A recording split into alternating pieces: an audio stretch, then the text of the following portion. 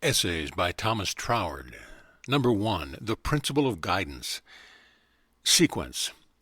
If I were asked which of all the spiritual principles I ranked first, I should feel inclined to say the principle of guidance. Not in the sense of being more essential than the others, for every portion is equally essential to the completeness of a perfect whole, but in the sense of being first in order of sequence and giving value to all our other powers by placing them in their due relation to one another. Giving value to our other powers, I say because this also is one of our powers. It is that which, judged from the standpoint of personal self-consciousness, is above us, but which, realized from the point of view of the unity of all spirit, is part and parcel of ourselves, because it is that infinite mind which is of necessity identified with all its manifestations. Infinite mind is internal.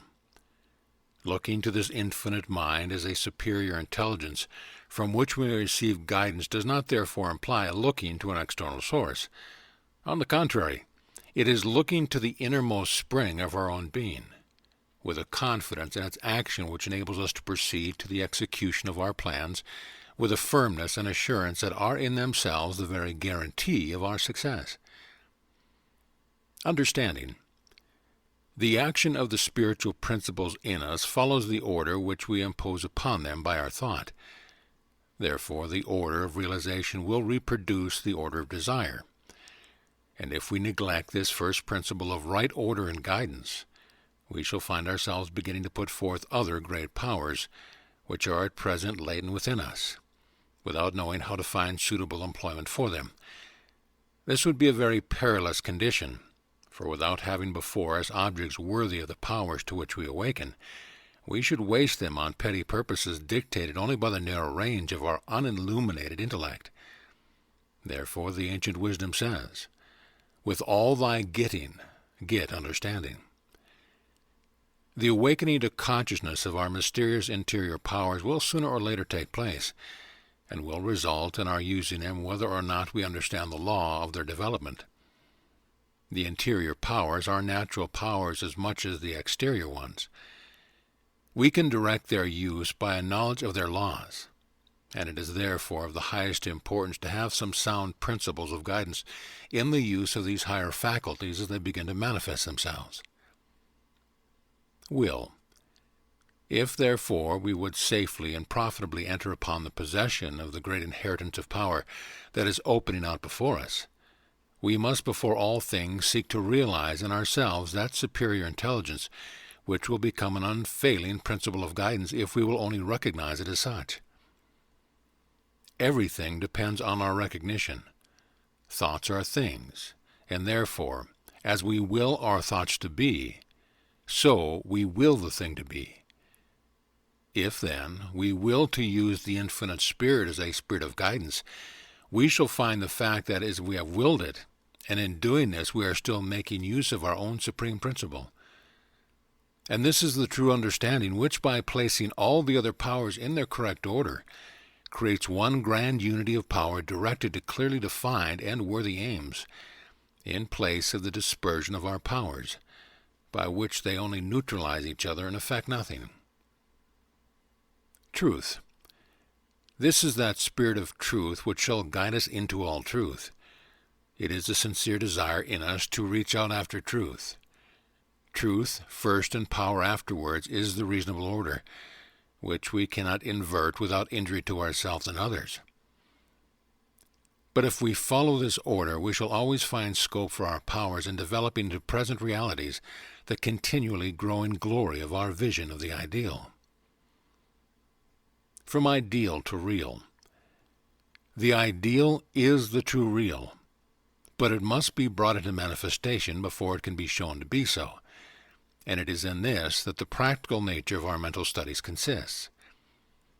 It is the practical mystic who is the man of power, the man who, realizing the mystical powers within, fits his outward action to this knowledge, and so shows his faith by his works, and assuredly the first step is to make use of that power of infallible guidance, which he can call to his aid simply by desiring to be led by it. End of essay.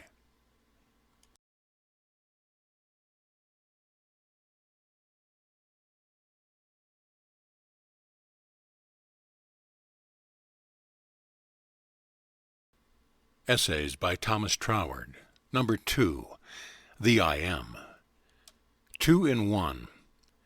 We often do not sufficiently recognize the truth of Walt Whitman's pithy saying, "I am not all contained between my hat and my boots."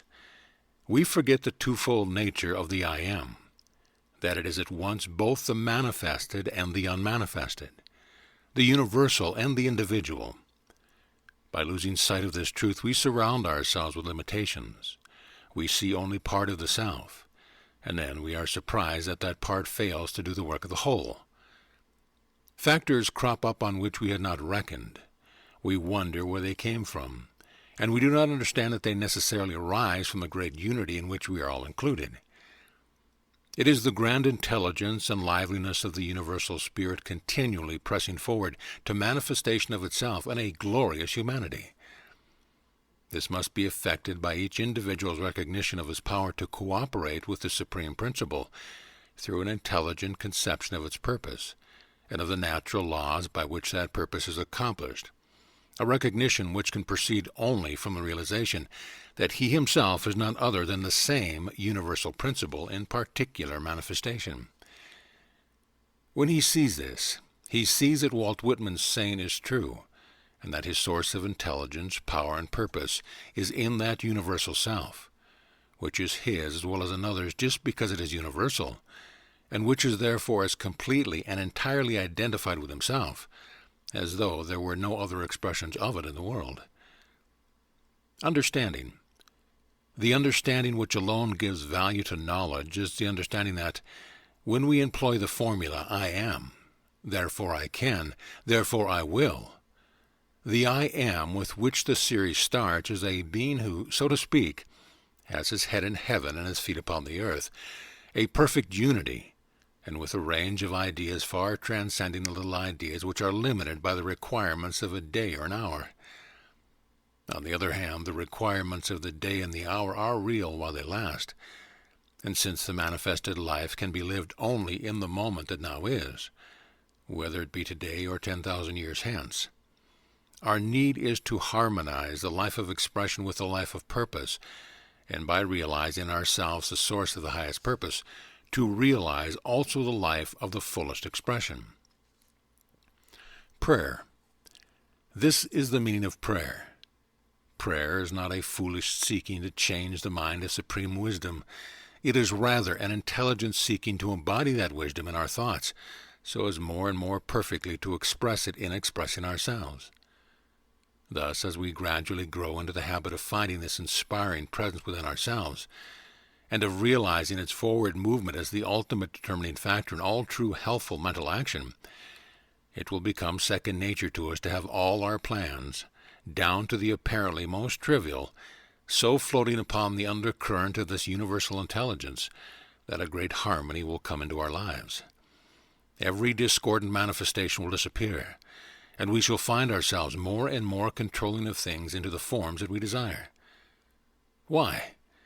Because we have attained to commanding the Spirit and making it obey us? Certainly not.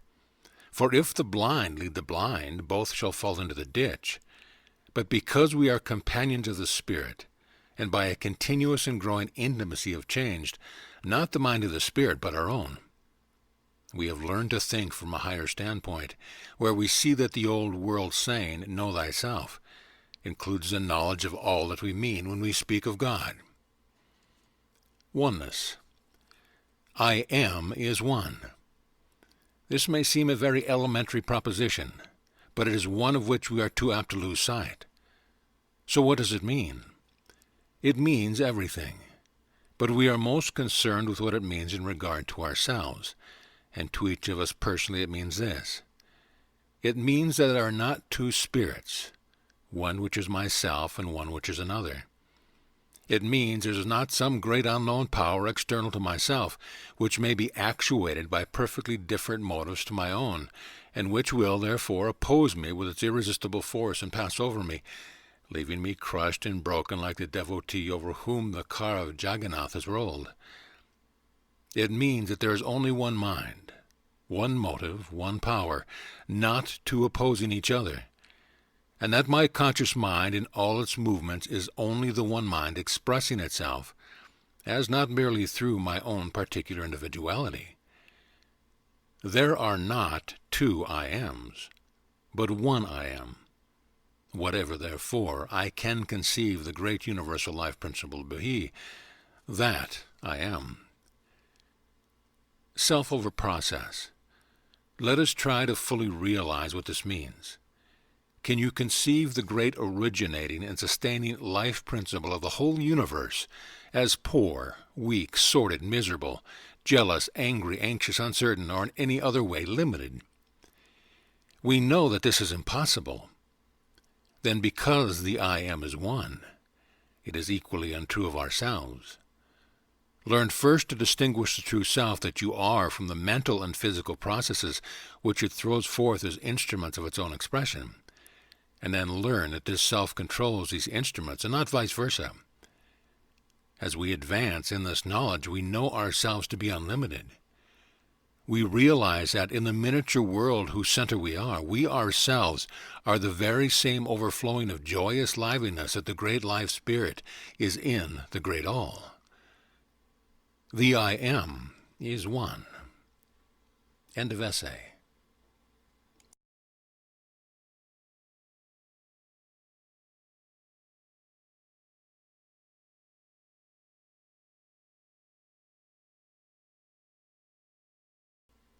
Essays by Thomas Troward. Number 3, Yourself. Growth. I want to talk to you about the liveliness there is in being yourself. It has at least the merit of simplicity, for it must surely be easier to be oneself than pretend to be someone or something else. Yet that is what so many are constantly trying to do.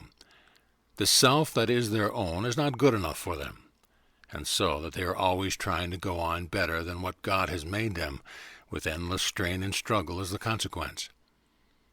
Of course, they are right to put before them an ideal infinitely grander than anything that they have yet attained. The only possible way of progress is by following an ideal that is always a stage ahead of us. But the mistake is in not seeing that its attainment is a matter of growth, and that growth must be the expansion of something that already exists in us, and therefore implies our being what we are as its starting point. This growth is a continuous process, and we cannot do next month's growth without first doing this month. But we are always wanting to jump into some ideal of the future, not seeing that we can reach it only by steadily going on from where we are now. Inner spirit. These considerations should make us more confident and more comfortable. We are employing a force which is much greater than we believe ourselves to be. Yet it is not separate from us in needing to be persuaded or compelled or unveiled into doing what we want. It is the substratum of our own being which is continually passing up into manifestation on the visible plane and becoming that personal self to which we often limit our attention without considering whence it proceeds. But in truth, the outer self is the surface growth of that individuality which lies concealed far down in the depths below, and which is none other than the spirit of life, which underlies all forms of manifestation. Endeavor to realize what this spirit must be in itself, that is to say, apart from any of the conditions that arise from the various relations which necessarily establish themselves between its various forms of individualization. In its homogeneous self, what else can it be but pure life, essence of life, if you like so to call it?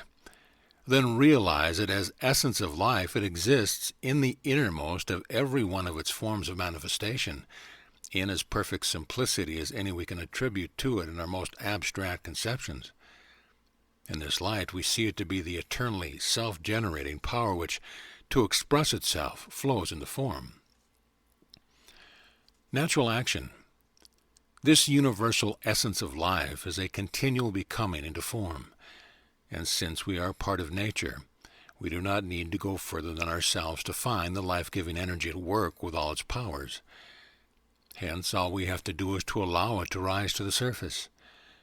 We do not have to make it rise any more than the engineer who sinks the bore pipe for an artesian well has to make the water rise in it. The water does so by its own energy, springing as a fountain 100 feet into the air. Just so we shall find a fountain of essence of life ready to spring up in ourselves, inexhaustible and continually increasing in its flow, as Jesus taught long ago to a woman at a wayside well. This upspringing of life essence is not another's, it is our own. It does not require deep studies, hard labors, weary journeys to attain it. It is not the monopoly of this teacher or that writer whose lecture we must attend or whose books we might read to get it. It is the innermost of ourselves. And a little common sense thought as to how anything comes to be anything will soon convince us that the great inexhaustible life must be the very root and substance of us, permeating every fiber of our being. Recognition. Surely to be this vast infinitude of living power must be enough to satisfy all of our desires, and yet this wonderful idea is nothing else but what we already are in principle. It is all there is in ourselves now, only awaiting our recognition for its manifestation. It is not the essence of life which has to grow, for that is eternally present in itself. But it is our recognition of it that has to grow, and this growth cannot be forced. It must come by a natural process, the first necessity of which is to abstain from all straining after being something which at the present time we cannot naturally be. The law of our evolution has put us in possession of certain powers and opportunities, and our further development depends on our doing just what these powers and opportunities make it possible for us to do here and now. If we do what we are able to do today, it will open the way for us to do something better tomorrow, and in this manner the growing process will proceed healthily and happily in a rapidly increasing ratio. This is so much easier than striving to compel things to be what they are not, and it is also so much more fruitful in good results. It is not sitting still doing nothing, and there is plenty of room for the exercise of all our mental faculties, but these faculties are themselves the outcome of the essence of life, and are not the creating power, but only giving direction to it. Now it is this moving power at the back of the various faculties that is the true innermost self, and if we realize the identity between the innermost and the outermost, we shall see that we therefore have at our present disposal all that is necessary for our unlimited development in the future. Express yourself. Thus our liveliness consists simply in being ourselves, only more so. And in recognizing this, we get rid of the great burden of unnecessary straining and striving, and in the place of the old sturm and drang, which will be taken not by inertia, but by a joyous activity which knows that it always has the requisite power to manifest itself in forms of good and beauty. What does it matter whither this leads us?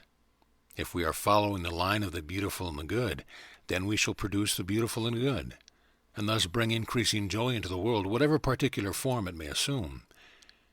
We limit ourselves when we try to fix accurately beforehand the particular form of good that we shall produce. We should aim not so much at having our making some particular thing, as at expressing all that we are. The expressing will grow out of realizing the treasures that are ours already and contemplating the beauty, the affirmative side, of all that we are now, apart from the negative conceptions and detractions which veil this positive good from us. When we do this, we shall be astonished to see what possibilities reside in ourselves as we are and with our present surroundings. All unlovely as we may deem them, and commencing to work at once upon whatever we find affirmative in these, and withdrawing our thought from what we have hitherto seen as negative in them, the right road will open up before us, leading us in wonderful ways to the development of powers that we never suspected, and the enjoyment of happiness that we never anticipated. Go forward. We have never been out of our right path, only we have been walking in it backwards instead of forward. Now that we have begun to follow the path in the right direction, we find that it is none other than the way of peace, the path of joy, and the road to eternal life.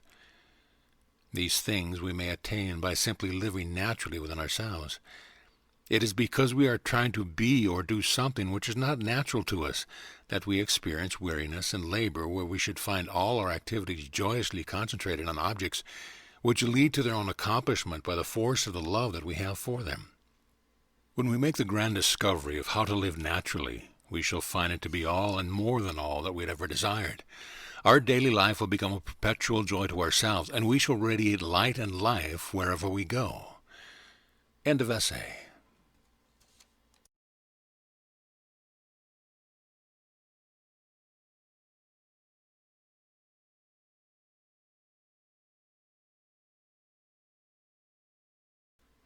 Essays by Thomas Troward. Number 4. Desire as the Motive Power. Misapprehension. There are certain Oriental schools of thought, together with various Western offshoots from them, which are entirely founded on the principle of annihilating all desire. Reach that point at which you have no wish for anything, and you will find yourself free, is the sum and substance of their teaching. And in support of this, they put forward a great deal of very specious argument, which is all the more likely to entangle the unwary, because it contains a recognition of many of the profoundest truths of nature. But we must bear in mind that it is possible to have a very deep knowledge of psychological facts, and at the same time to vitiate the results of our knowledge by an entirely wrong assumption in regard to the law which binds these facts together in the universal system. And the injurious results of misapprehension upon such a vital question are so radical and far-reaching that we cannot too forcibly urge the necessity of clearly and understanding the true nature of the point of issue. Stripped of all accessories and embellishment, the question resolves itself unto this: which shall we choose for our portion, life or death? There can be no accommodating between the two, and whichever we select as our guiding principle must produce results of a kind proper to itself. The whole of this momentous question turns on the place that we assign to desire in our system of thought. Is it the tree of life in the midst of the garden of the soul? Or is it the upas tree creating a wilderness of death all around? This is the issue on which we have to form a judgment, and this judgment must color all the perception of life and determine the entire range of possibilities. A living death. Let us, then, try to picture to ourselves the ideal proposed by the system to which I have alluded, a man who has succeeded in entirely eliminating all desire. To him all things must be alike. The good and the evil must be as one, for nothing has any longer the power to raise any desire in him. He has no longer any feeling which will prompt him to say, "Well, this is good, therefore I choose it. That is evil, therefore I reject it." For all choice implies the perception of something more desirable in what is chosen than in what is rejected, and consequently the existence of that feeling of desire which has been entirely eliminated from the ideal we are contemplating. Then, if the perception of all that makes one thing preferable to another has been obliterated, there can be no motive for any sort of action whatever. Endue a being who has thus extinguished this faculty of desire with the power to create a universe, and he has no motive for employing it.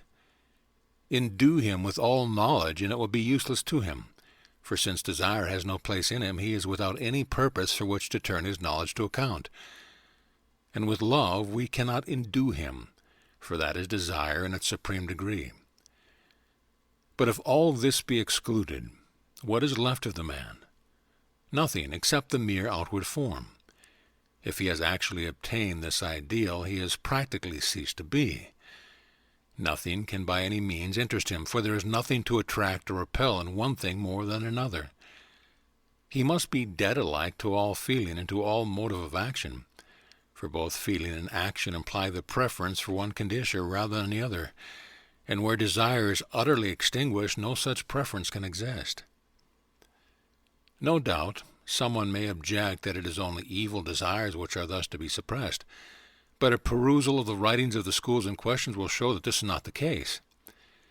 The foundation of the whole system is that all desire must be obliterated, the desire for the good just as much as the desire for the evil.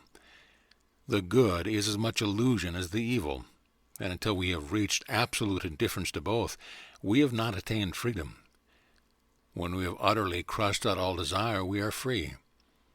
And the practical results of such a philosophy are shown in the case of an Indian devotee who, in pursuance of their resolve to crush out all desire, both for good and evil alike, become nothing more than outward images of men, from which all power of perception and action have long since fled.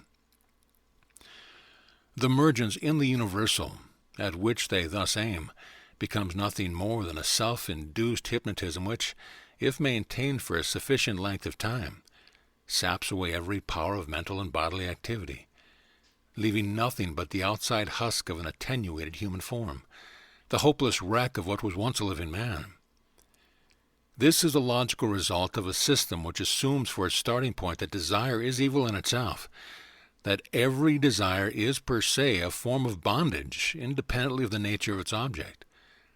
The majority of the followers of this philosophy may lack sufficient resolution to carry it out rigorously to its practical conclusion, but whether their ideal is to be realized in this world or some other, the utter extinction of desire means nothing else than absolute apathy, without feeling and without action.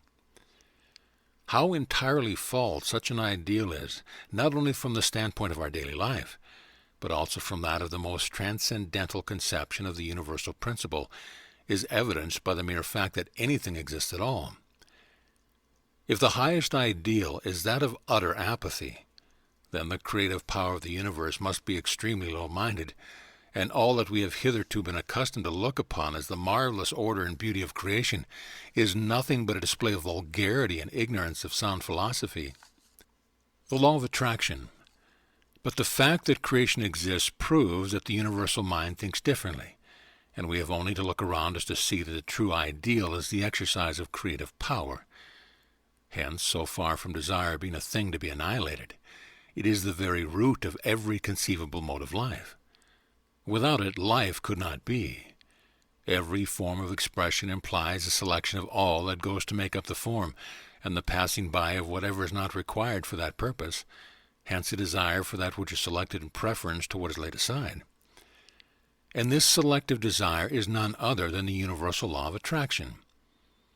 Whether this law acts as the chemical affinity of apparently unconscious atoms or in the instinctive, if unreasoned, attractions of the vegetable and animal world, it is still the principle of selective affinity, and it continues to be the same when it passes on into the higher kingdoms which are ruled by reason and conscious purpose.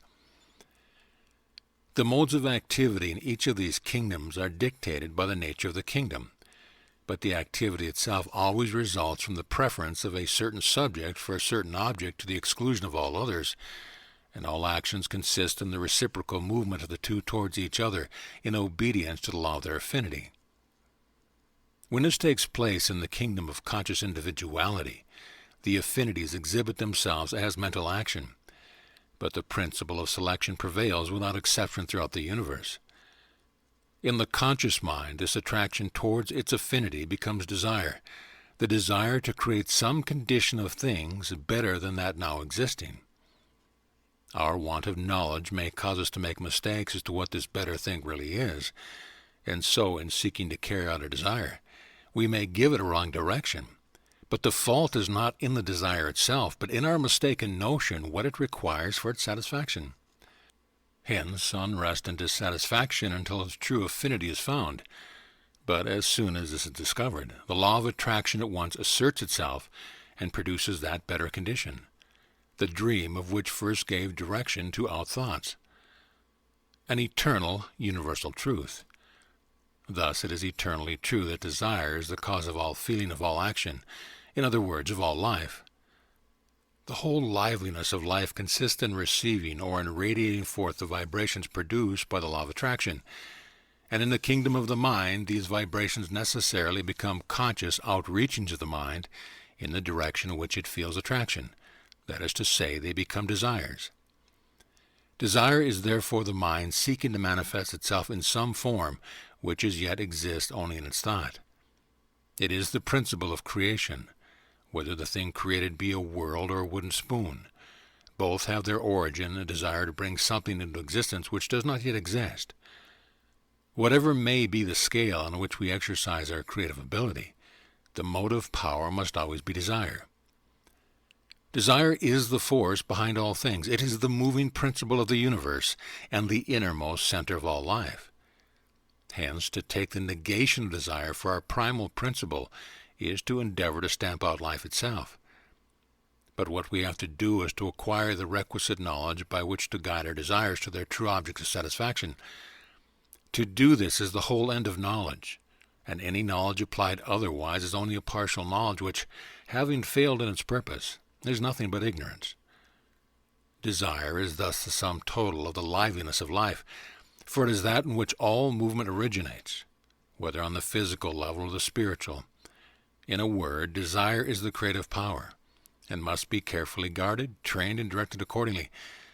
But thus to seek to develop it to the highest perfection is the very opposite of trying to kill it outright. And desire has fulfillment for its correlative. The desire and its fulfillment are bound together as cause and effect.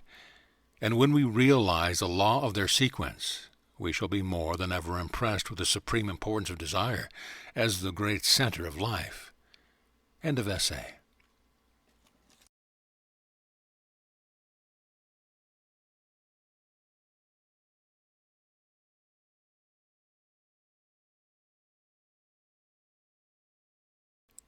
Essays by Thomas Troward. 5. The Central Control. Unity. In contemplating the relation between body, soul, and spirit, between universal mind and individual mind, the methodized study of which constitutes mental science, we must never forget that these relations indicate not the separateness but the unity of these principles. We must learn not to attribute one part of our action to one part of our being and another to another. Neither the action nor the function are split up into separate parts. The action is a whole, and the being that does it is a whole. And in the healthy organism, the reciprocal movements of the principle are so harmonious as never to suggest any feeling other than that of perfectly whole and undivided self.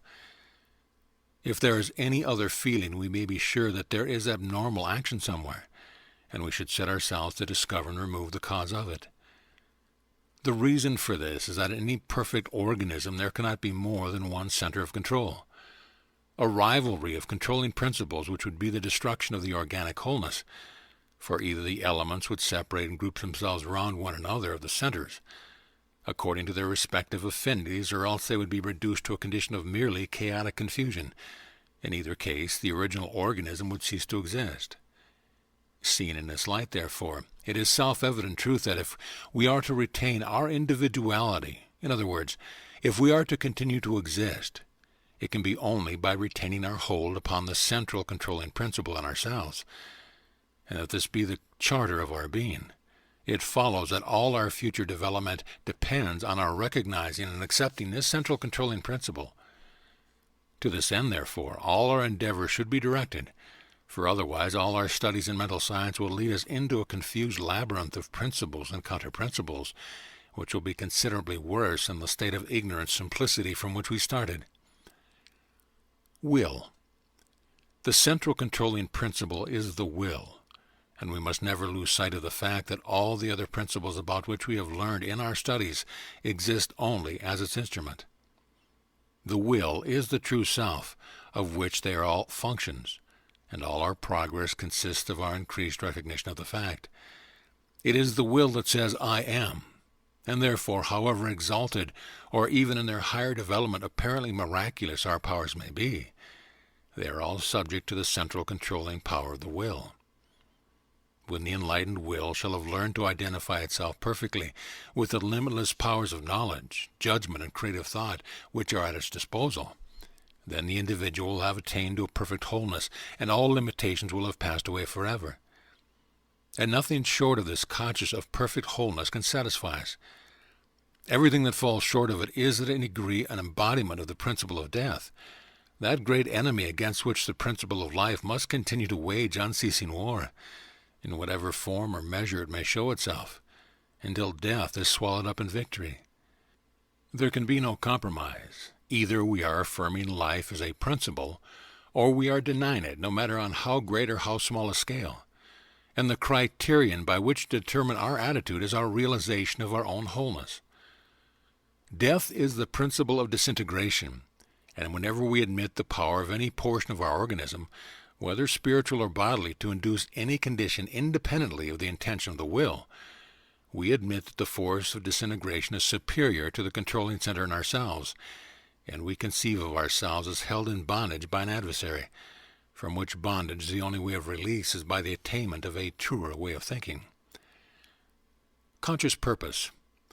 And the reason is that, either through ignorance or carelessness, we have surrendered our position of control over the system as a whole, and have lost the element of purpose, around which the consciousness of individuality must always center.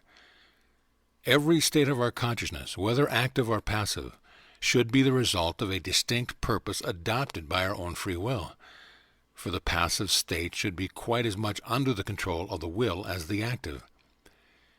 It is the lack of purpose that deprives us of power. The higher and more clearly defined our purpose, the greater stimulus we have for realizing our control over all our faculties for its attainment. And since the grandest of all purpose is the strengthening and ennobling of life, in proportions as we make this our aim, we shall find ourselves in unison with the Supreme Universal Mind, acting each in our individual sphere for the furtherance of the same purpose which animates the ruling principle of the great whole, and as a consequence shall find that its intelligence and powers are at our disposal. Because in all that is there must be no strain. The true exercise of the will is not an exercise of unnatural force. It is simply the leading of our powers into their natural channels, by intelligently recognizing the direction in which those channels go. However various in detail, they have one clearly defined common tendency towards the increasing of life, whether in ourselves or in others. And if we keep this steadily in view, all of our powers, whether interior or exterior, will be found to work so harmoniously together that there will be no sense of independent action on the part of any one of them. The distinctions drawn for purposes of study will be laid aside, and the self in us will be found to be the realization of a grand ideal being, at once individual and universal, consciously free in its individual wholeness, and in its joyous participation in the life of the universal whole. End of essay.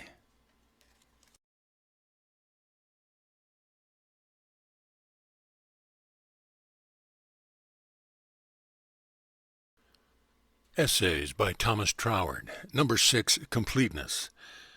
Misconception. A point on which students of mental sciences often fail to lay sufficient stress is the completeness of man, not a completeness to be attained hereafter, but here and now. We have been so accustomed to have that imperfection of man drummed into us in books, sermons, and hymns, and above all in a mistaken interpretation of the Bible, that at first the idea of his completeness altogether staggers us. Yet until we see this, we must remain shut out from the highest and best that mental science has to offer, from a thorough understanding of its philosophy, and from its greatest practical achievement.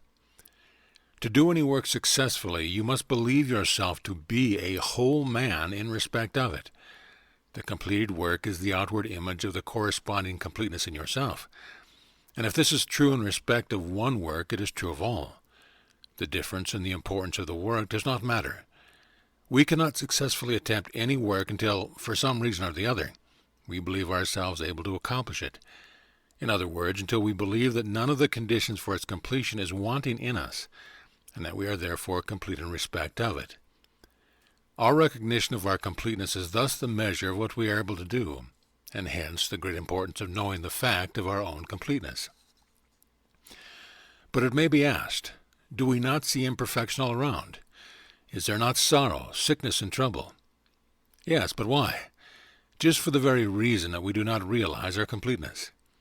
If we realized that in its fullness, these things would not be, and in the degree in which we come to realize it, we shall find them steadily diminish. Now, if we really grasp the two fundamental truths that spirit is life pure and simple, and that external things are the result of interior forces, then it ought not to be difficult to see why we should be complete. For to suppose otherwise is to suppose the creative power of the universe to be either unable or unwilling to produce a complete expression of its own intention in the creation of man.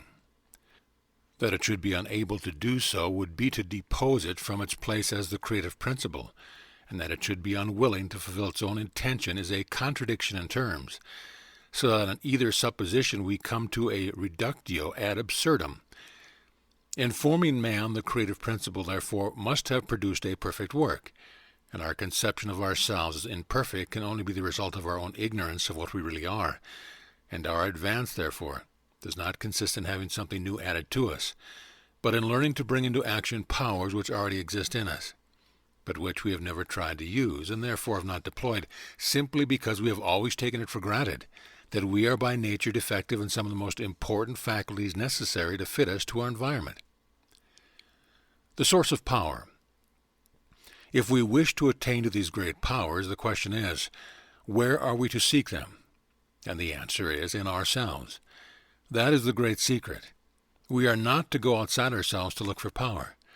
As soon as we do so, we find not power but weakness. To seek strength from an outside source is to make affirmation of our weakness, and all know what the natural result of such an affirmation must be. We are complete in ourselves, and the reason why we fail to realize this is that we do not understand how far the self of ourselves extends. We know that the whole of anything consists of all its parts, not only of some of them, yet this is just what we do not even seem to know about ourselves. We say rightly that every person is a concentration of the universal spirit into individual consciousness. But if so, then each individual consciousness must find the universal spirit to be the infinite expression of itself. It is this part of the self that we so often leave out in our estimate of what we are, and consequently we look upon ourselves as crawling pygmies when we might think of ourselves as archangels. We try to work with the mere shadows of ourselves instead of with the glorious substance, and then wonder at our failure.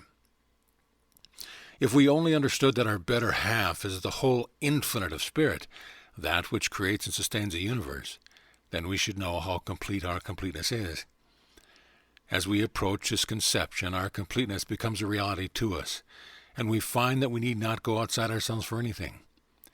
We have only to draw on that part of ourselves which is infinite to carry out any intention we may form in our individual consciousness, for there is no barrier between the two parts. Otherwise they would not be a whole. Each belongs perfectly to the other, and the two are one. There is no antagonism between them, for the infinite life can have no interest against its individualization of itself. If there is any feeling of tension, it proceeds from our not fully realizing this conception of our wholeness.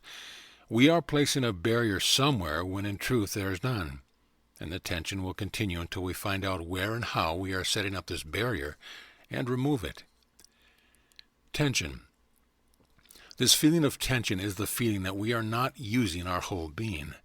We are trying to make half do the work of the whole. But we cannot rid ourselves of our wholeness, and therefore the whole protests against our attempts to set one half against the other.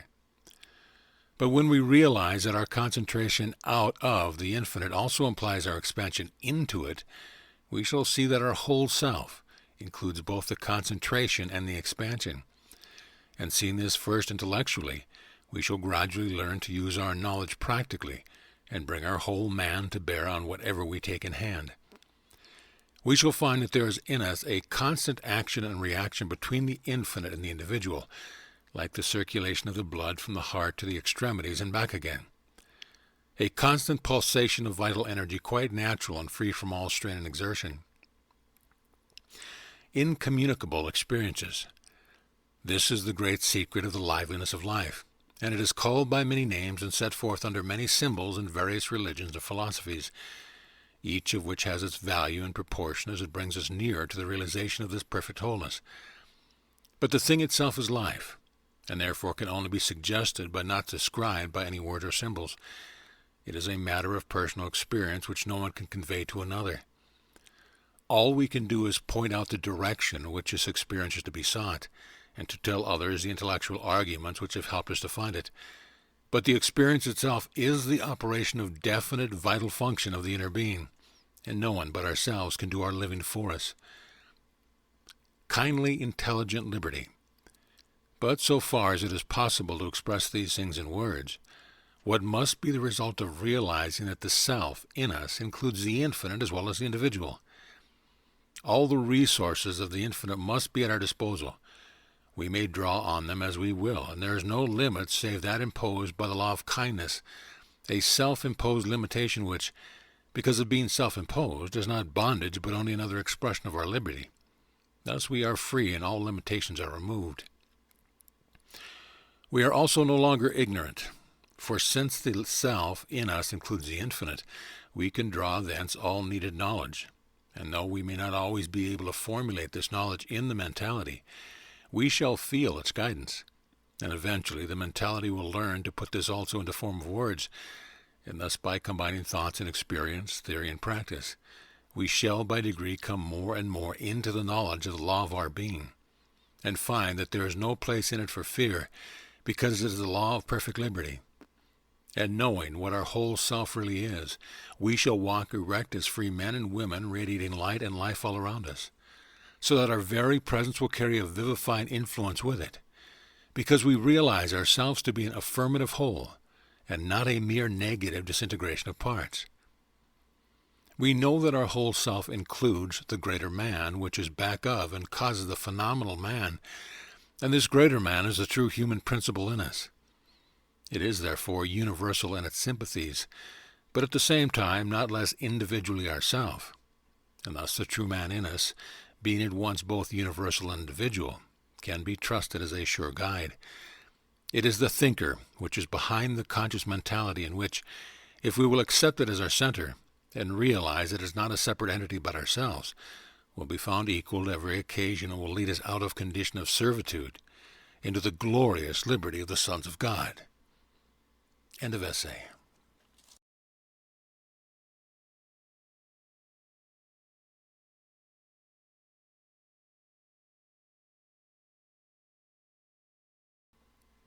Essays by Thomas Troward. Number 7, Submission. Two kinds of submission. There are two kinds of submission: submission to superior force and submission to superior truth. The one is weakness and the other is strength. It is an exceedingly important part of our training to learn to distinguish between these two, and the more so because the wrong kind is extolled by nearly all schools of popular religious teaching at the present day as constituting the highest degree of human attainment. By some this is pressed so far as to make it an instrument of actual oppression, and withal it is a source of weakness and a bar to progress. We are forbidden to question what is called the wise dispensation of providence. We are told that pain and sorrow are to be accepted because they are the will of God. And there is much eloquent speaking and writing concerning the beauty of quiet resignation, all of which appeals to a certain class of gentle minds who have not yet learned that gentleness does not consist in the absence of power, but in the kindly and beneficent use of it. Minds cast in this mold are peculiarly apt to be misled. They perceive a certain beauty in the picture of weakness leaning upon strength, but they attribute its soothing influence to the wrong element of the combination. A thoughtful analysis would show them that their feelings consist of pity for the weak figure and admiration for the strong one, and that the suggestiveness of the whole arose from its satisfying the artistic sense of balance, which requires a combination of this sort. But which of the two figures in the picture would they themselves prefer to be? Surely not the weak one needing help, but the strong one giving it. By itself the weak figure only stirs our pity and not our admiration. Its form may be beautiful, but its very beauty only serves to enhance a sense of something lacking, and the something lacking is strength. The attraction which the doctrine of passive resignation possesses for certain minds is based upon an appeal to sentiment, which is accepted without any suspicion that this sentiment appealed to is a false one. The beauty of strength. Now, the healthful influence of the movement known as the higher thought, or new thought, or mental science, or just mentalism, consists precisely in this, that it sets itself rigorously to combat this debilitating doctrine of submission. It can see as well as others the beauty of weakness leaning upon strength, but it sees that the real source of the beauty lies in the strong element of the combination. The true beauty consists in the power to confer strength, and this power is not to be acquired by submission, but by exactly the opposite method of continually asserting our determination not to submit. Of course, if we take it for granted that all the sorrow, sickness, pain, trouble, and other adversity in the world is the expression of the will of God, then doubtless we must resign ourselves to the inevitable with all the submission we can muster, and comfort ourselves with a vague hope that somehow, in some far-off future, we shall find that good is the final goal of ill, though even this vague hope is a protest against the very submission we are endeavoring to exercise. But to make the assumption that the evil of life is the will of God is to assume what a careful and intelligent study of the laws of the universe, both mental and physical, will show us is not the truth. And if we turn to that book which contains the fullest delineation of these universal laws, we shall find nothing taught more clearly than that submission to the evils of life is not submission to the will of God. Life and light. Nothing that obscures life or restricts it can proceed from the same source as the power which gives light to them that sit in darkness and deliverance to them that are bound. Negation can never be affirmation, and the error we have always to guard against is that of attributing positive power to the negative. If we once grasp the truth that God is life, and that life in every mode of its expression can never be anything else than affirmative, then it must be clear to us that nothing which is of the opposite tendency can be according to the will of God. For God, the good, to will any of the evil that is in the world would be for life to act with the purpose of diminishing itself, which contradicts the very idea of life. God is life, and life is, by its very nature, affirmative. The submission we have hitherto made has been to our own weakness, ignorance, and fear, and not to the supreme good. Submission to truth. But is no such thing as submission required of us in any circumstance? Are we always to have our own way in everything? Assuredly, the whole secret of our progress to liberty is involved in acquiring the habit of submission. But it is submission to superior truth, not to superior force. It sometimes happens that, when we attain a higher truth, we find that its reception requires us to rearrange the truth which we possessed before. Not indeed to lay any of them aside, for truth once recognized cannot be again put out of sight, but to recognize a different relative proportion between them from that which we had seen previously. Then there comes a submitting what has hitherto been our highest truth to one which we recognize as still higher. A process not always easy of attainment, but which must be gone through if our spiritual development is not to be arrested. The lesser degree of life must be swallowed up in the greater, and for this purpose it is necessary for us to learn that the smaller degree was only a partial and limited aspect of that which is more universal, stronger, and of greater significance in every way. Now, when going through the process of spiritual growth, there is ample scope for that training in self-knowledge and self-control which is commonly understood by the word submission. But the character of the act is materially altered. It is no longer a half-despairing resignation to a superior force external to ourselves, which we can only vaguely hope is acting kindly and wisely. But it is an intelligent recognition of the true nature of our own interior forces and of the laws by which a robust spiritual constitution is to be developed. And the submission is no longer to limitations which drain life of its liveliness and against which we instinctively rebel, but to the law of our own evolution which manifests itself continually increasing degree of life and strength. The submission which we recognize is the price that has to be paid for increase in any direction. Even in the money market we must invest before we can realize profit. It is a universal rule that nature obeys us exactly in proportion as we first obey nature, and this is as true in regard to spiritual science as to physical. The only question is whether we will yield an ignorant submission to the principle of death, or a joyous and intelligent obedience to the principle of life. Self-recognition. If we have clearly grasped the fact of our identity with the universal spirit, we shall find that, in the right direction, there is really no such thing as submission. Submission is to the power of another. A man cannot be said to submit to himself.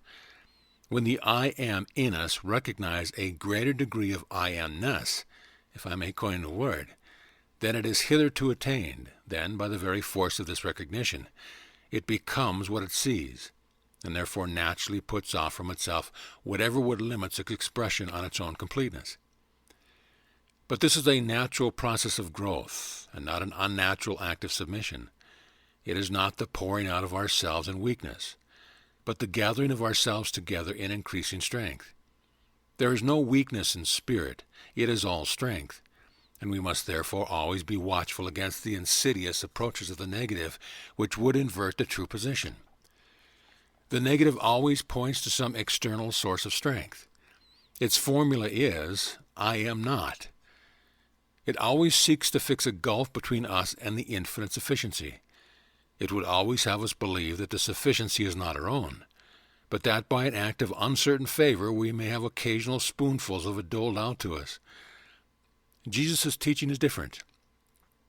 We do not need to come with our pitcher to the well to draw water, like the woman of Samaria, but we have in ourselves an inexhaustible supply of the living water springing up into everlasting life.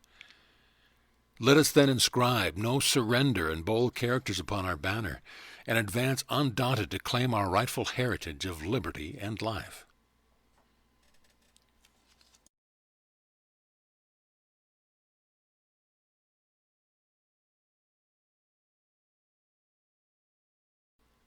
Essays by Thomas Troward.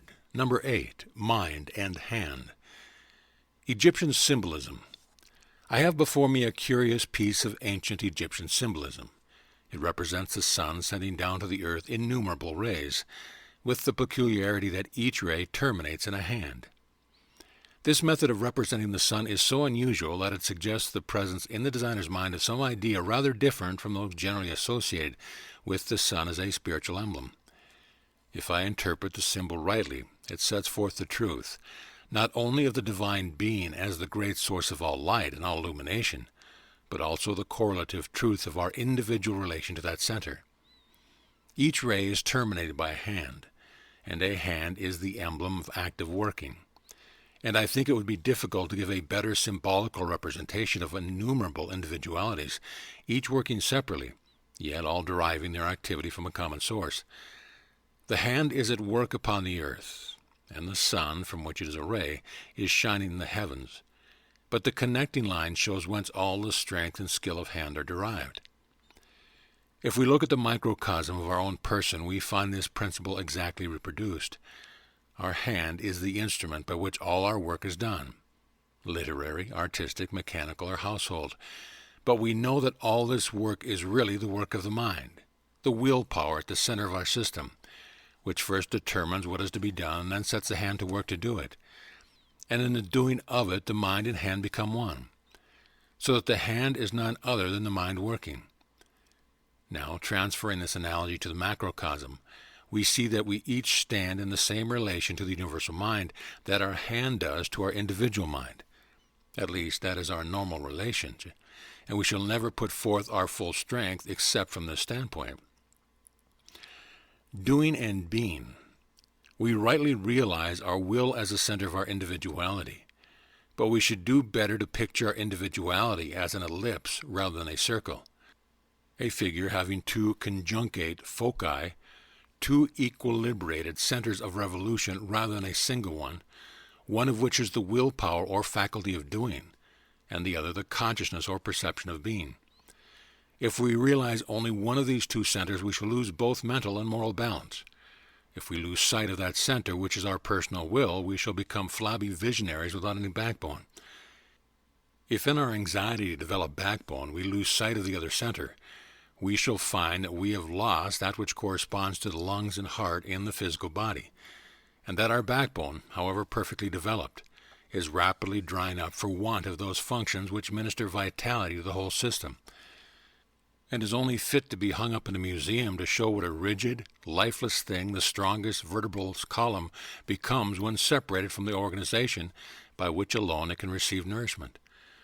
We must realize the one focus of our individuality as clearly as the other, and bring both into equal power if we would develop all our powers and rise to that perfection of life which has no limits to its glorious possibilities. Many hands. Keeping the ancient Egyptian symbol before us and considering ourselves as the hand, we find that we derive all our power from an infinite center. And because it is infinite, we need never fear that we shall fail to draw to ourselves all that we require for our work, whether it be the intelligence to lay hold of the proper tool or the strength to use it. And moreover, we learn from the symbol that this central power is generic. This is the most important truth.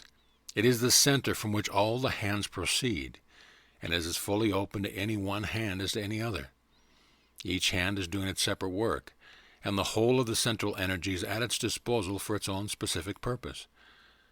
The work of the central energy as such is to supply vitality to the hands, and it is they that differentiate this universal power into all the varied forms of application with their different aptitudes and opportunities suggest.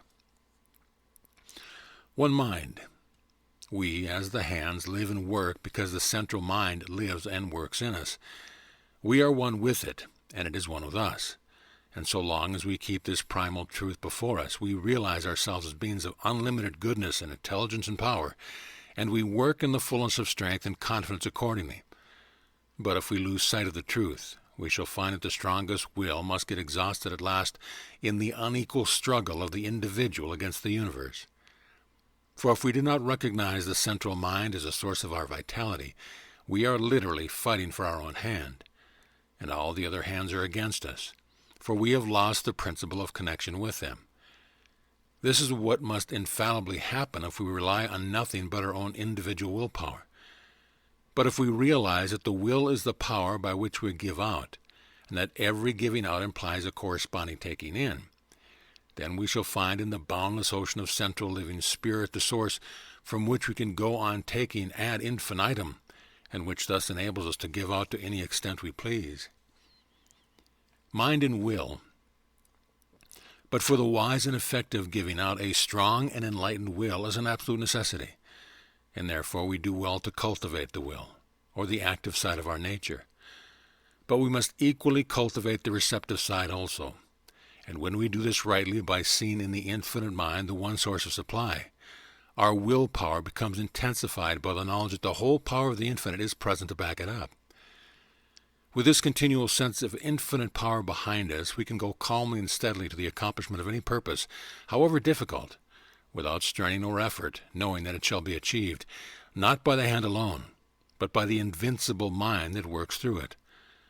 Not by might, nor by power, but my spirit, saith the Lord of hosts. End of essay.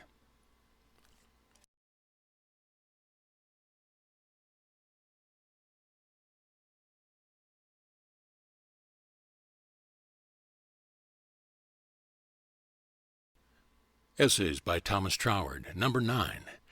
Entering into the spirit of it. The spirit. Entering into the spirit of it. What a common expression, and yet how much it really means, how absolutely everything. We enter into the spirit of an undertaking, into the spirit of a movement, into the spirit of an author, even into the spirit of a game, and it makes all the difference both to us and to that into which we enter. A game without any spirit is a poor affair. An association in which there is no spirit falls to pieces, and a spiritless undertaking is sure to be a failure. On the other hand, the book which is meaningless to the unsympathetic reader is full of life and suggestion to one who enters into the spirit of the writer. The man who enters into the spirit of the music finds a spring of refreshment in some fine recital which is entirely missed by the cold critic who comes only to judge according to the standard of a rigid rule, and so on in every case that we can think of. If we do not enter the spirit of the thing, it has no invigorating effect upon us, and we regard it as dull, insipid, and worthless. This is our everyday experience, and these are the words in which we express it. And the words are well chosen. They show our intuitive recognition of the spirit as the fundamental reality in everything, however small or however great. Let us be right as to the spirit of a thing, and everything else will successfully follow. By entering into the spirit of anything, we establish a mutual vivifying action and reaction between it and ourselves. We vivify it with our own vitality, and it vivifies us with a living interest which we call its spirit. And therefore, the more fully we enter into the spirit of all with which we are concerned, the more thoroughly do we become alive. The more completely we do this, the more we shall find that we are penetrated into the great secret of life. It may seem a truism, but the great secret of life is its liveliness, and it is more of this quality of liveliness that we want to get hold of. It is that good thing of which we can never have too much. The negative. But every fact implies also its negative, and we never properly understand a thing until we not only know what it is, but also clearly understand what it is not. To a complete understanding, the knowledge of the negative is as necessary as the knowledge of the affirmative, for the perfect knowledge consists in realizing the relationship between the two. The perfect power grows out of this knowledge by enabling us to balance the affirmative and negative against each other in any apportion that we will, thus giving flexibility what would otherwise be too rigid, and form to what would otherwise be too fluid. By uniting these two extremes, we produce any result we may desire. It is the old Hermetic saying, coagula et solve, solidify the fluid and dissolve the solid. And therefore, if we would discover the secret of entering into the spirit of it, we must get some idea of the negative, which is the not spirit. Mechanism. In various ages, this negative phase has been expressed in different forms of words suitable to the spirit of the time. So, clothing this idea in the attire of the present day, I will sum up the opposite of spirit in the word mechanism. Before all things, this is a mechanical age, and it is astonishing how great a part of what we call our social advances has its root in the mechanical arts. Reduce the mechanical arts to what they were in the days of Plantagenets, the royal house of England, which reigned from 1154 to 1485, and the greater part of our boasted civilization would recede through the centuries along with them. We may not be conscious of all of this, but the mechanical tendency of the age has a firm grip upon society at large. We habitually look at the mechanical side of things in preference to any other. Everything is done mechanically, from the carving of a piece of furniture to the arrangement of a social system. It has to be fitted to the mechanical exegesis.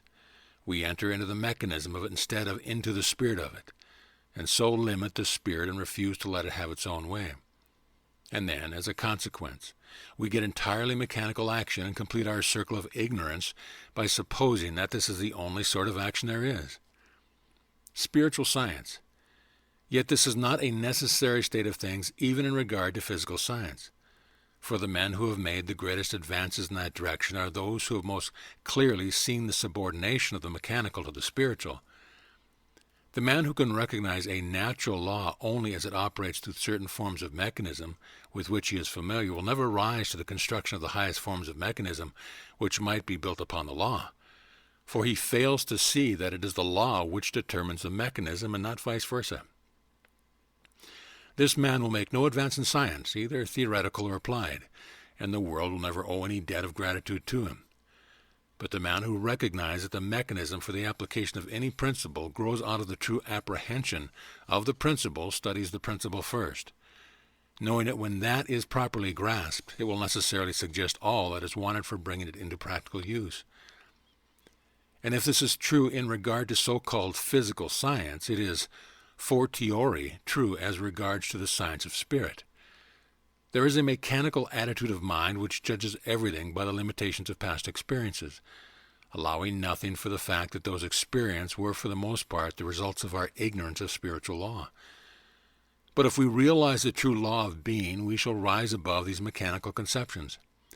We shall not deny the reality of the body or the physical world as facts, knowing that they also are spirit.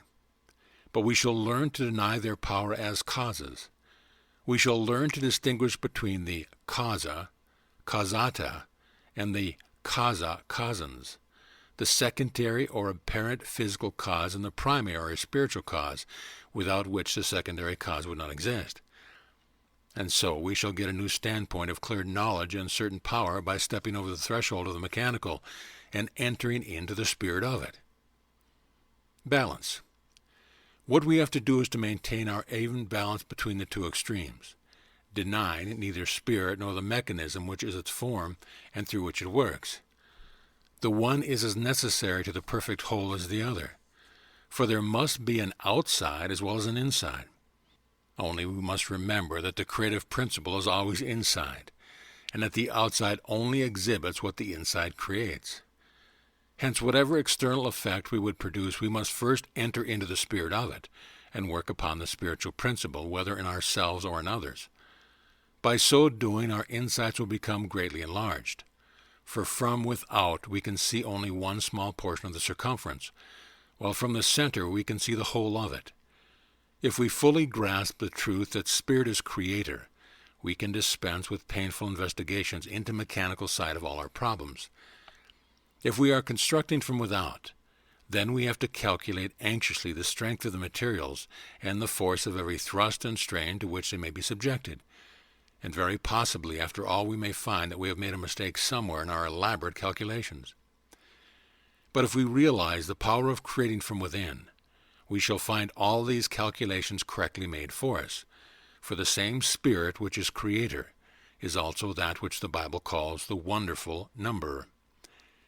Construction from without is based upon analysis, and no analysis is complete without accurate quantitative knowledge. But creation is the very opposite of analysis and carries its own mathematics with it. Enter. To enter into the spirit of anything, then, is to make yourself one in thought with the creative principle that is at the center of it. And therefore, why not go to the center of all things at once and enter into the spirit of life? Do you ask where to find it? In yourself, and in proportion as you find it there, you will find it everywhere else. Look at life as the one thing that is, whether in or around you. Try to realize the liveliness of it, and then seek to enter into the spirit of it by affirming it to be the whole of what you are. Affirm this continually in your thoughts, and by degrees the affirmation will grow into a real living force within you, so it will become a second nature to you, and you will find it impossible and unnatural to think any other way. The nearer you approach this point, the greater you will find your control over both body and circumstance, until at last you shall so enter into the spirit of it, into the spirit of the divine creative power which is the root of all things. In the words of Jesus, nothing shall be impossible to you, because you have so entered into the spirit of it that you discover yourself to be one with it. Then all the old limitations will have passed away, and you will be living in an entirely new world of life, liberty, and love, of which you yourself are the radiating center. You will realize the truth that your thought is a limitless creative power, and that you yourself are behind your thought, controlling and directing it with knowledge for any purpose which love motivates and wisdom plans. Thus you will cease from your labors, your struggles, and your anxieties, and you will enter into the new order where perfect rest is one with ceaseless activity. End of essay.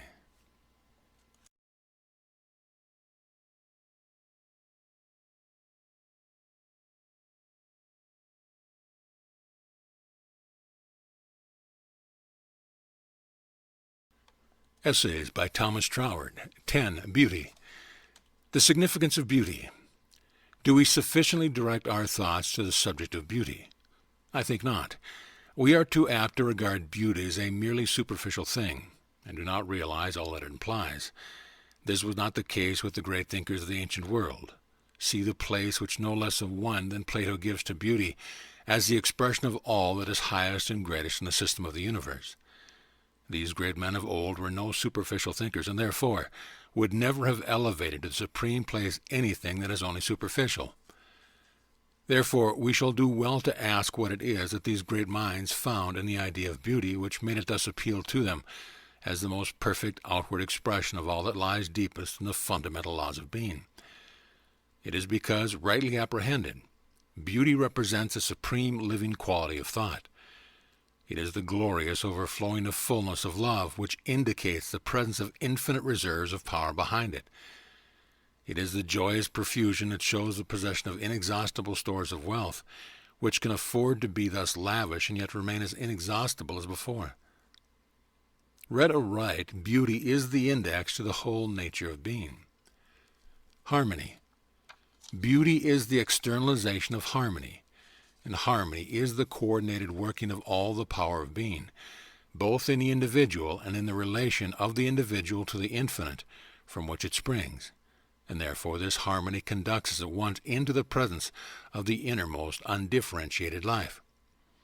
Thus beauty is in most immediate touch with the very arcanum of life.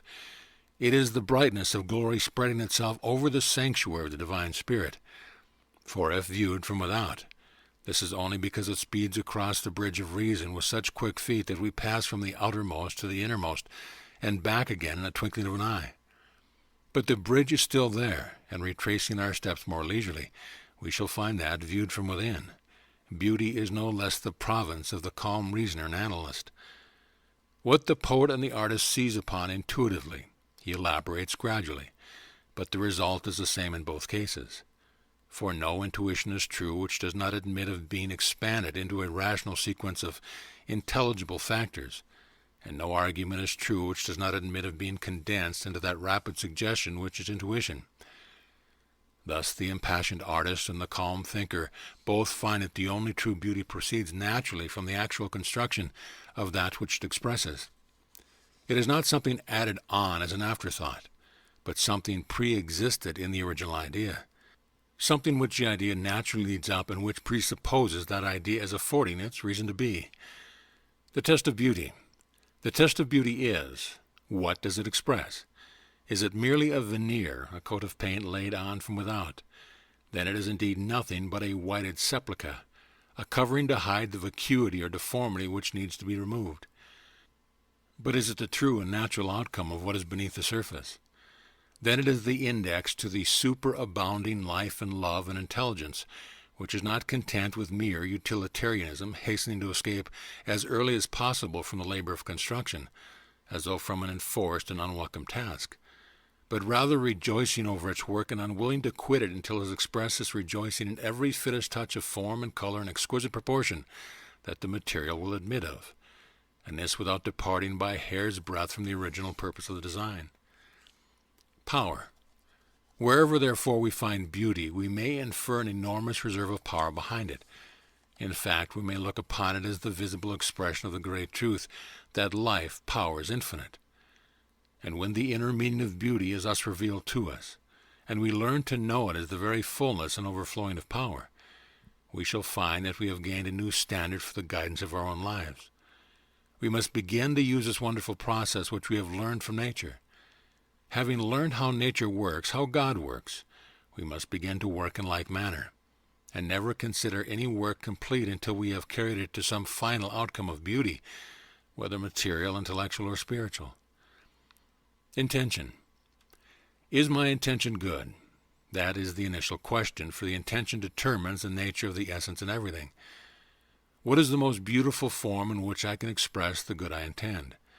That is the ultimate question. For the true beauty which our work expresses is the measure of the power, intelligence, love, in a word, of the quantity and quality of our own life which we have put into it. True beauty, mind you, that which is beautiful because it's most perfectly expressed the original form, not a mere ornamentation occupying our thoughts as a thing apart from the use intended. Nothing is of so small account, but it has its fullest power of expression in some form of beauty peculiarly its own. Beauty is the law of perfect thought. Be the subject of our thought some scheme affecting the welfare of millions, or a word spoken to a little child. True beauty and true power are the correlatives, one of the other. Kindly expression originates in kindly thought, and kindly expression is the essence of beauty which, seeking to express itself ever more and more perfectly, becomes that fine touch of sympathy which is artistic skill, whether applied in working upon material substance or upon the emotions of the heart.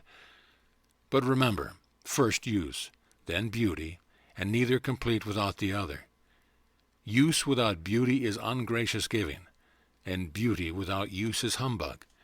Never forget, however, that there is a region of the mind where the use is found in the beauty, where beauty itself serves the direct purpose of raising us to see a higher ideal, which will thenceforth permeate our lives, giving a more lively quality to all we think, say, and do. Natural beauty. Seen thus, the beautiful is the true expression of the good. From whichever end of the scale we look, we shall find that they accurately measure each other. They are the same thing in the outermost and the innermost respectively. But in our search for a higher beauty than we have yet found, we must beware of missing the beauty that already exists. Perfect harmony with its environment and perfect expression of its own inward nature are what constitute beauty, and our ignorance of the nature of the thing or its environment may shut our eyes to the beauty it already has. It takes the genius of a Millet in paint or a Whitman in words to show us the beauty of those ordinary workaday figures with which our world is for the most part peopled, whose originals we pass by as having no form of comeliness. Assuredly, the mission of every thinking man and woman is to help build up everywhere forms of greater beauty, spiritual, intellectual, material. But if we could make something grander than Watteau Gardens or Dresden China Shepherdess, we must enter the great realistic school of nature and learn to recognize the beauty that already surrounds us, although it may have a little dirt on the surface. Then, when we have learned the great principle of beauty from the all-spirit which it is, we shall know how to develop the beauty on its proper lines without perpetuating the dirt. And we shall know that all beauty is the expression of living power, and that we can measure our power by the degree of beauty in which we can transform it, rendering our lives, by loveliness of perfect deeds, more strong than all poetic thought. End of essay.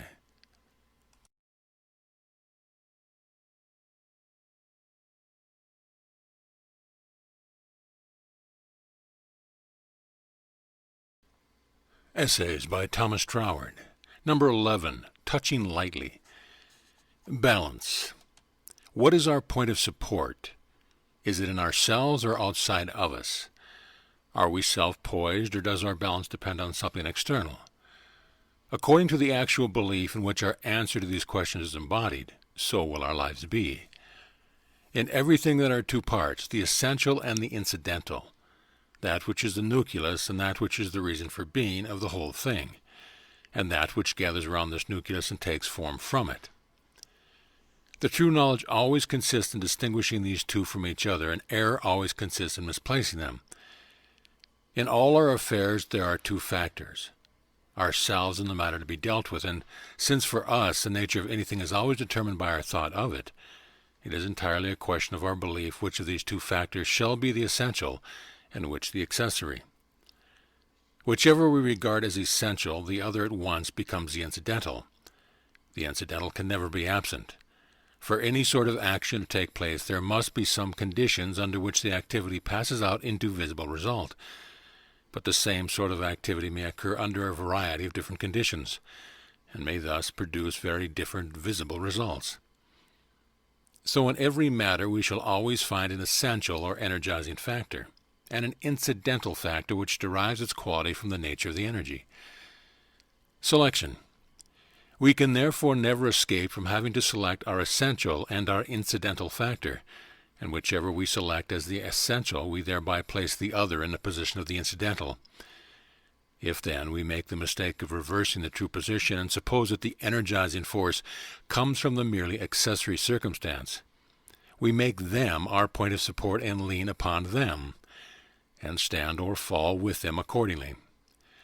And so we come into a condition of weakness and obsequious waiting on all sorts of external influences, which is the very reverse of that strength, wisdom, and opulence which are the only meaning of liberty. Personal responsibility. But if we would ask ourselves the common sense question, where can the center of a man's life be except in himself? We should see that in all which pertains to us the energizing center must be in ourselves.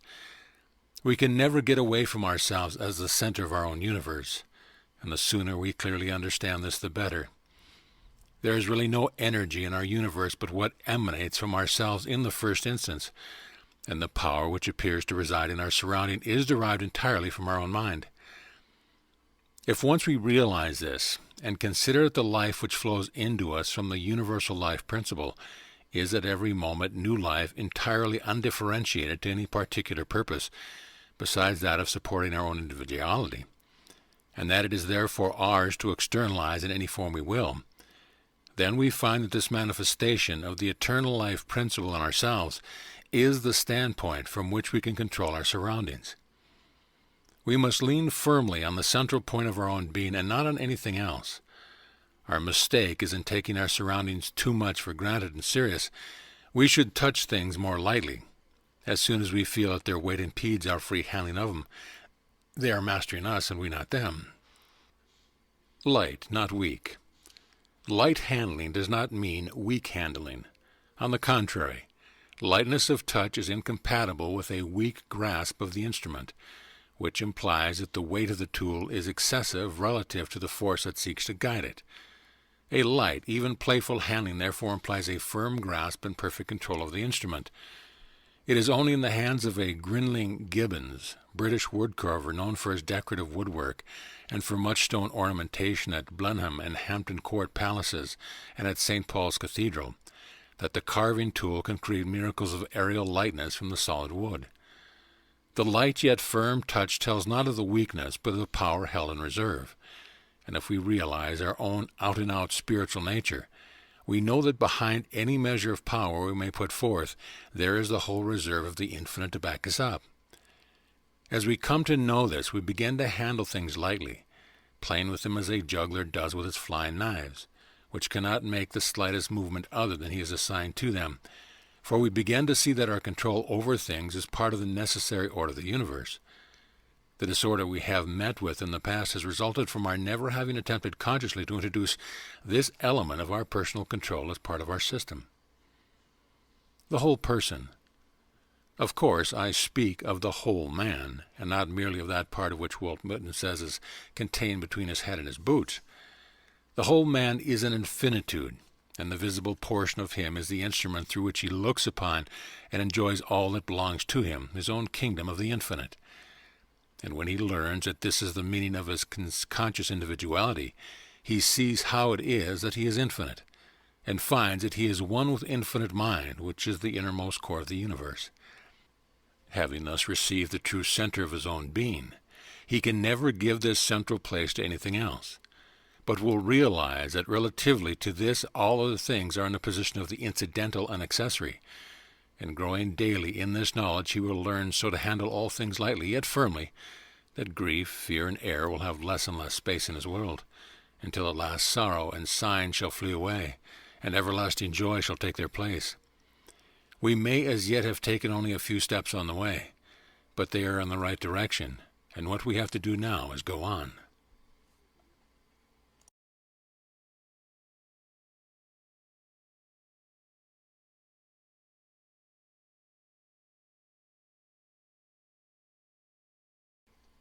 Essays by Thomas Troward. Number 12, A Lesson from Browning. Imbalance.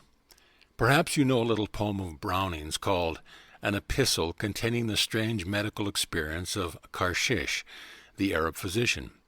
The somewhat weird conception is that the Arab physician, traveling in Palestine soon after the date when the Gospel narrative closes, meets with Lazarus, whom Jesus raised from the dead, and in this letter to a medical friend describes the strange effect which his vision of the other life has produced upon the resurrected man.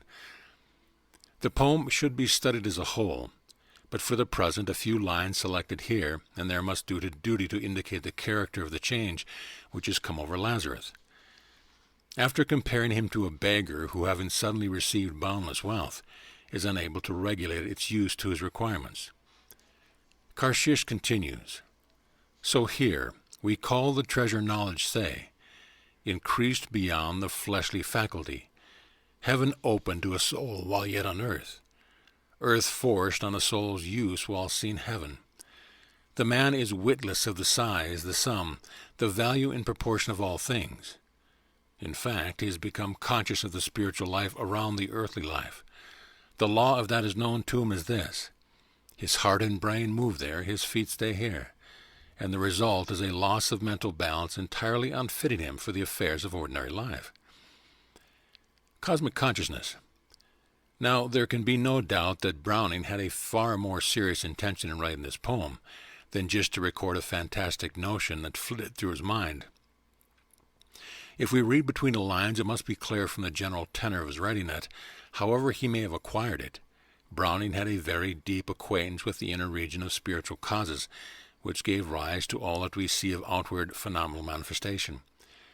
There are continual allusions in his works to the life beyond the veil, and it is to this suggestion of some mystery underlying his words that we owe the many attempts to fathom his meaning expressed through Browning societies, and the like attempts which fail or succeed according as they are made from the without or from the within.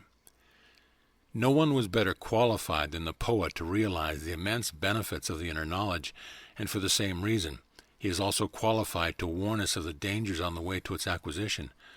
For nowhere is it more true that a little knowledge is a dangerous thing, and it is one of the greatest of these dangers that he points out in his poem. Under the figure of Lazarus, he describes the man who has practically grasped the reality of the inner side of things, for whom the veil has been removed, and who knows that the external and visible takes its rise from the internal and spiritual. But the description is that of one whose eyes have been so dazzled by the light that he has lost the power of accommodating his vision to the world of sense. He now commits the same error from the side of the within that he formerly committed from the side of the without, the error of supposing that there is no vital reality in the aspect of things on which his thoughts are not immediately centered. This is want of mental balance, whether it shows itself by refusing reality to the inward or the outward. To be so absorbed in speculative ideas as to be unable to give them practical application in daily life is to allow our highest thoughts to evaporate in dreams. There is a world of philosophy in the simple statement that there can be no inside without an outside, and the great secret in life is in learning to see things in their wholeness and to realize the inside and the outside simultaneously. Each of them without the other is a mere abstraction having no real existence, and which we contemplate separately only for the purpose of reviewing the logical steps by which they are connected together as cause and effect. Nature does not separate them, for they are inseparable, and the law of nature is the law of life. Practical consciousness. It is related of Pythagoras that after he led his scholars to the dizziest heights of the inner knowledge, he never failed to impress upon him the converse lessons of tracing out the steps by which these inner principles translate themselves into the familiar conditions of the outward things by which we are surrounded. The process of analysis is merely an expedient for discovering what springs in the realm of cause we are to touch in order to produce certain effects in the realm of manifestation. But this is not sufficient. We must also learn to calculate how those particular effects, when produced, will stand related to the world of already existing effects among which we are proposed to launch them, how they will modify these and be in turn modified by them, and this calculation of effects is as necessary as the knowledge of cause. We cannot impress upon ourselves too strongly that reality consists of both an inside and an outside, a generating principle and a generated condition, and that anything short of the reality of wholeness is illusion on one side or the other. Nothing could have been further from Browning's intention than to deter seekers after truth from studying the principles of being. For without the knowledge of them, truth must always remain wrapped in mystery. But the lessons he would impress on us is that of guarding vigilantly the mental equilibrium, which alone will enable us to develop these boundless powers whose infinite unfolding is the fullness of life. Service. And we must remember above all the soul of life is love, and that love shows itself by service, and service proceeds from sympathy, which is the capacity for seeing things from the point of view of those whom we would help, while at the same time seeing them also in their true relations, and therefore, if we would realize that love, which is the innermost vitalizing principle even of the most interior powers, it must be kept alive by maintaining our hold upon the exterior life, as being equally real with the inward principles of which it is the manifestation. End of essay.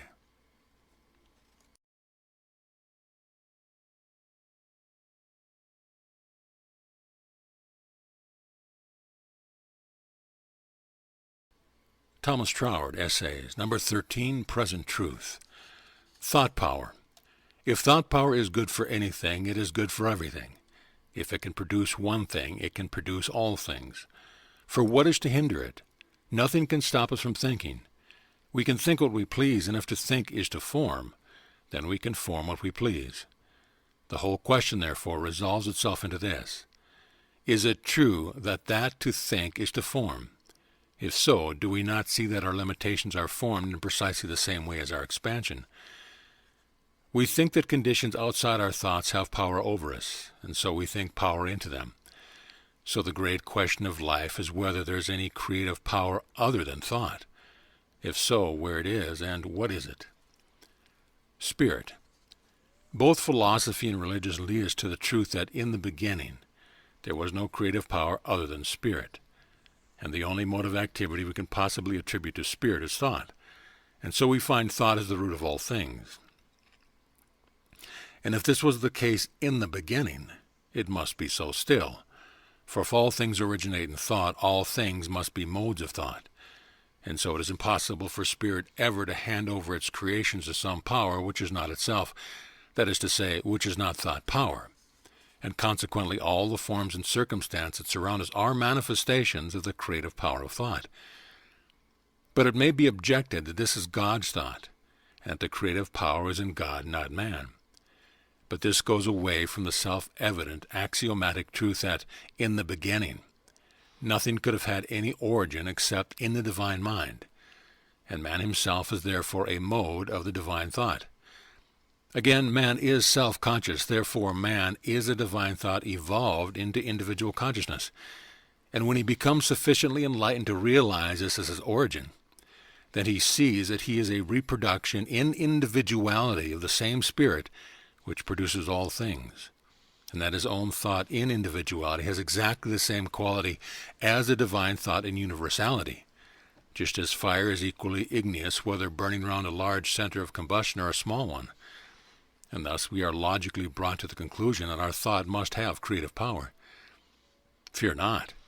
But people say, we have not found it so. We are surrounded by all sorts of circumstances that we do not desire. Yes, you fear them, and in so doing you think them.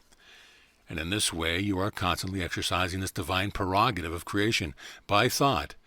Only through ignorance you use it in a wrong direction. Therefore the book of divine instruction so constantly repeats, "Fear not, doubt not," because we can never divest our thought of its inherent creative quality, and the only question is whether we shall use it ignorantly to try our injury or understandingly to our benefit.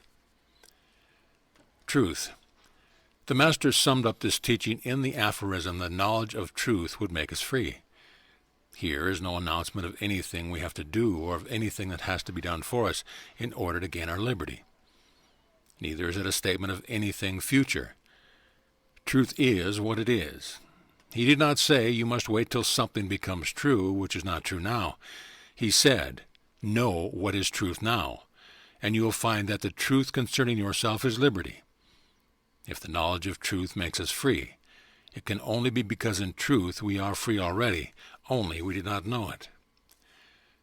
Liberty.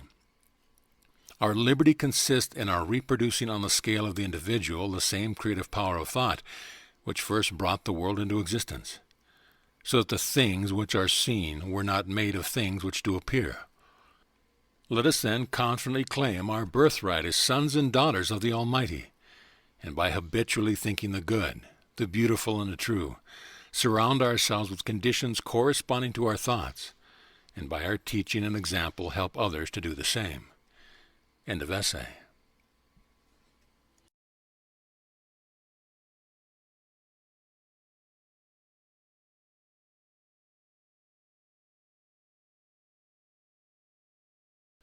Essays by Thomas Troward. Number 14, Affirmative Power. Thought. Thoroughly to realize the true nature of affirmative power is to possess the key to the great secret. We feel its presence in all the innumerable forms of life by which we are surrounded, and we feel it as the life in ourselves. And at last some day the truth bursts upon us like a revelation that we can wield this power, this life, by the process of thought.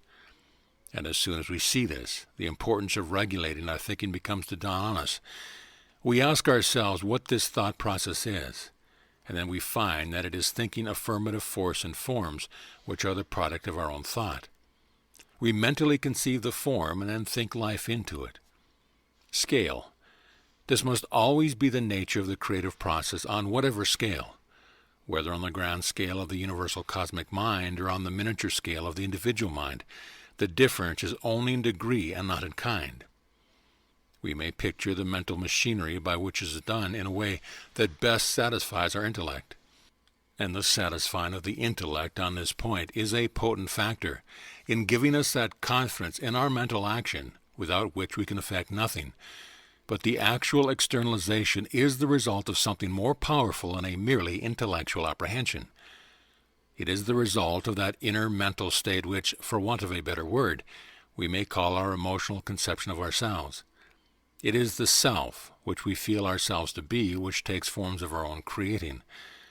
For this reason we must be so grounded upon knowledge that we shall feel the truth of it, and thus be able to produce in ourselves that mental attitude of feeling which corresponds to the condition which we desire to externalize. What should we do? We cannot think into manifestation a different sort of life to that which we realize in ourselves. As Horace says, Nemo dat quod non habet.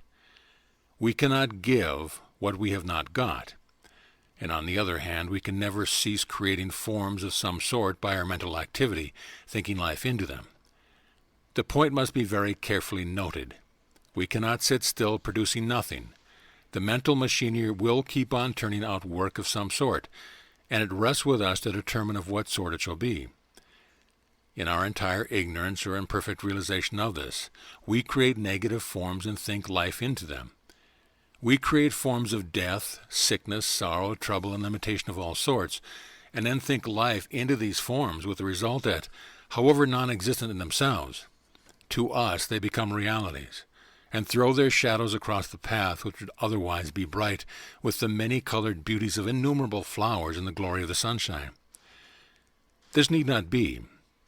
It is giving to the negative an affirmative force which does not belong to it. Consider what is meant by the negative. It is the absence of something. It is not being, and is the absence of all that constitutes being. Left to itself, it remains in its own nothingness, and it only assumes form and activity when we give these to it by our thought.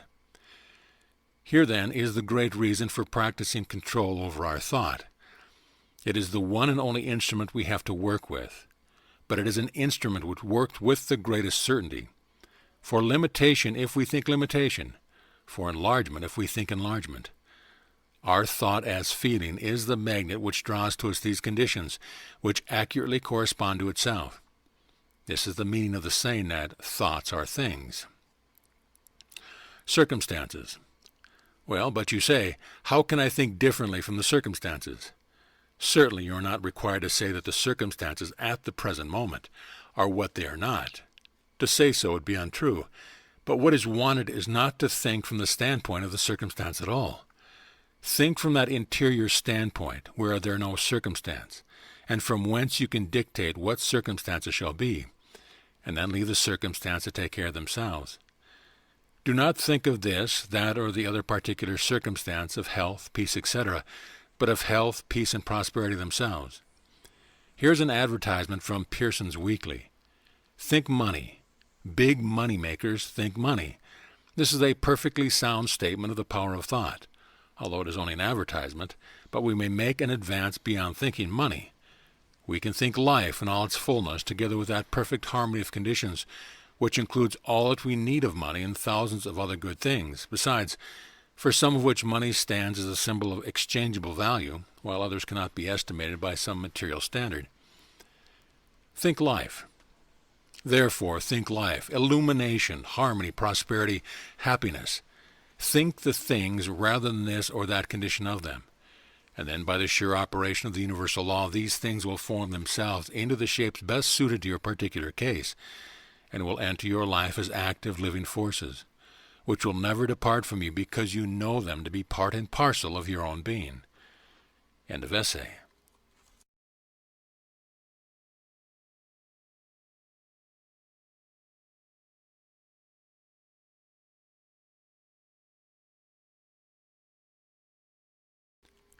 Essays by Thomas Troward, number 15. The Spirit of Opulence. Unlimited power. It is quite a mistake to suppose that we must restrict and stint ourselves in order to develop greater power or usefulness. This is to form the conception of the divine power as so limited that the best use we can make of it is by a policy of self-starvation, whether material or mental. Of course, if we believe that some form of self-starvation is necessary to our producing good work, then so long as we entertain this belief, the fact actually is so for us. Whatsoever is not of faith, that is, not in accordance with our honest belief, is sin. Romans 14:23. By acting contrary to what we really believe, we spring a suggestion of opposition to the divine spirit, and this must necessarily paralyze our efforts and surround us with a murky atmosphere of distrust and want of joy.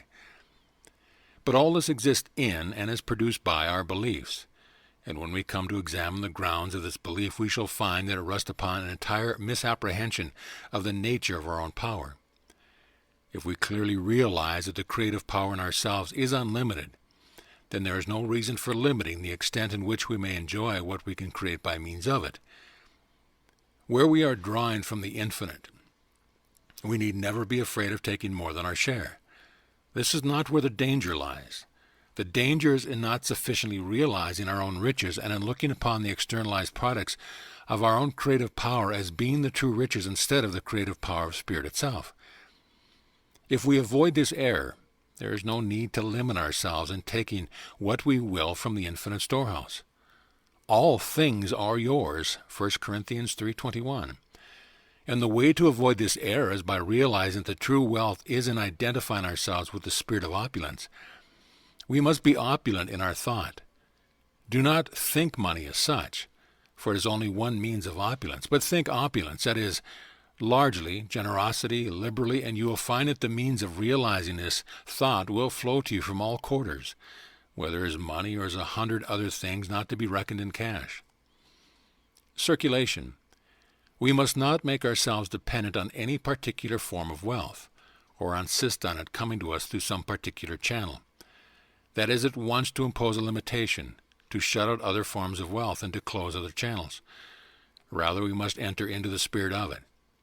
Now the spirit is life, and throughout the universe, life ultimately consists in circulation, whether within the physical body of the individual or on the scale of the entire solar system.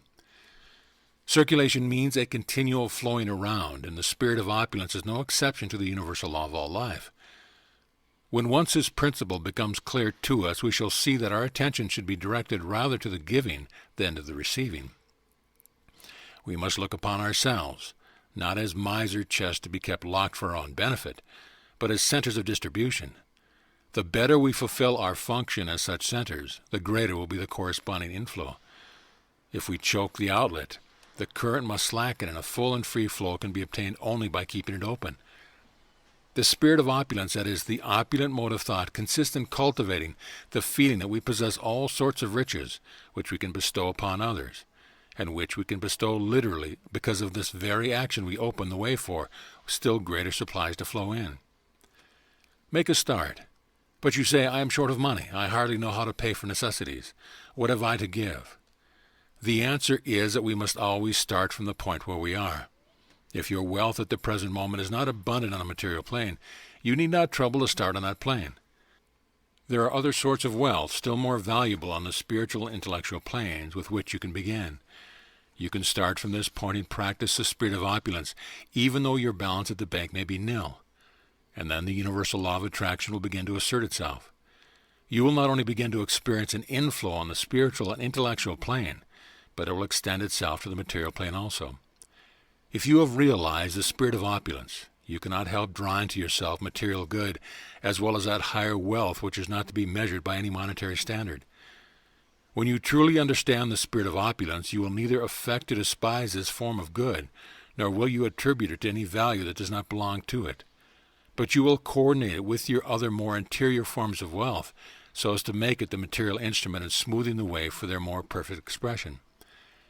Used thus, with understanding of the relation which it bears to spiritual and intellectual wealth, material wealth becomes one with them, and is no more to be shunned and feared than it is to be sought for its own sake. Live and let live. It is not money, but the love of money that is the root of evil. The spirit of opulence is precisely the attitude of mind which is the furthest removed from the love of money for its own sake. It does not believe in money. What it does believe in is the generous feeling which is the intuitive recognition of the great law of circulation, which does not in any undertaking make its first question, how much am I going to get by with? But rather, how much am I going to do by it?